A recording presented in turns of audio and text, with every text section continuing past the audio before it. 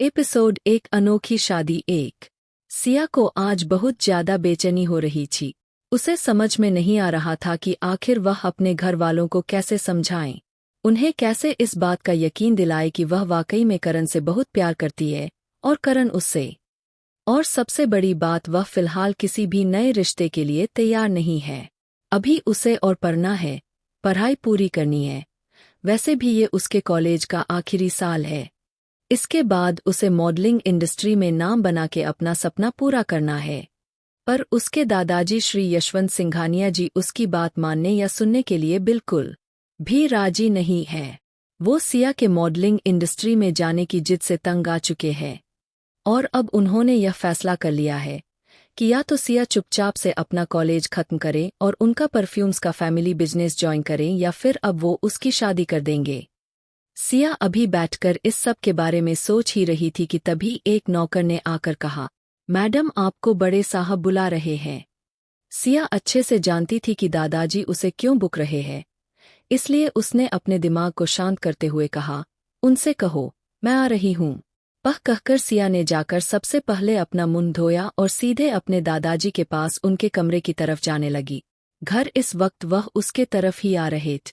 उन्होंने गुस्सा होते हुए कहा, तुमने क्या कसम खा ली है कि तुम मेरी कोई भी बात नहीं मानोगी?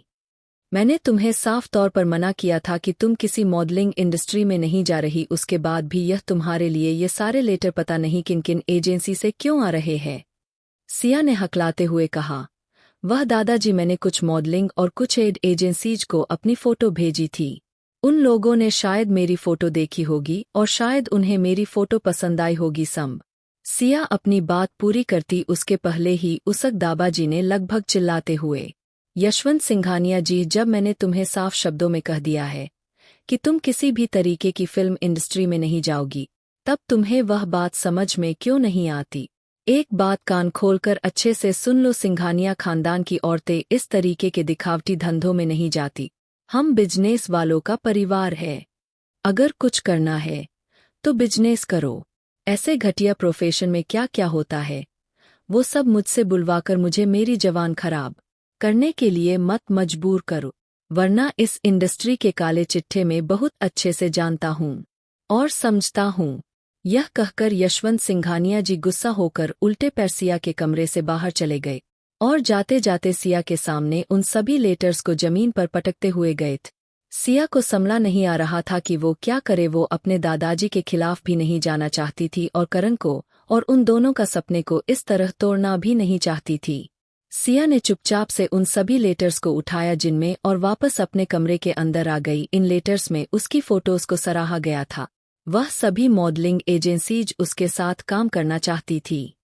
हालांकि किसी को भी इतनी आसानी से मॉडल बनने का मौका नहीं मिलता, पर क्योंकि सिया का कॉलेज शहर का सबसे बड़ा कॉलेज था और इसलिए लगभग हर किसी मॉडलिंग एजेंसी की नज़र इन कॉलेजेस पर होती है, ताकि यहाँ से नया डाल निकल कर आ सके। मॉडलिंग एजेंसीज वैसे भी हमेशा ही नए और खूबसूरत चेहरों की तलाश में रहती है, और सिया ने तो अभी अभी अपने कॉलेज का ब्यूटी कंपटीशन जीता था और इसीलिए उसके पास इतने ऑफर्स आ रहे थे।